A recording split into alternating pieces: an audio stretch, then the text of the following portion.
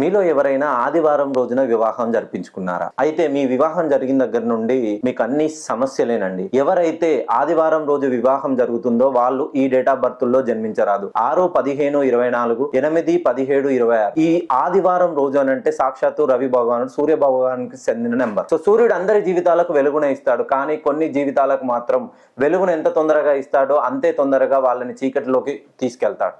So ఎవరు ఆదివారం రోజున వివాహం చేసుకుంటారో వాళ్ళ ఎప్పుడైతే మీ date of birth 6-15-24, 8-17-26 date of birth లో ఉన్నారో పెళ్ళైన దగ్గర నుండి సమస్యలేనండి. సో మ్యారేజ్ అవుతుంది, ప్రతి మ్యారేజ్ అయిన మరుక్షణం నుండి భార్యాభర్తల మధ్య సఖ్యత లేకపోవడం, ప్రతి చిన్నదానికి మనస్పర్ధలు రావడం, వివాహం అయింది పిల్లల విషయంలో ఆలస్యం అవడం, పిల్లల ఆరోగ్యాల దెబ్బతినడం, వివాహం అయిన తర్వాత కుటుంబంలో ఎవరికో ఒకరికి ఆరోగ్యం క్షీణించడం, ఇవన్నీ సమస్యలతో మీరు సతమతం అవుతున్నారా?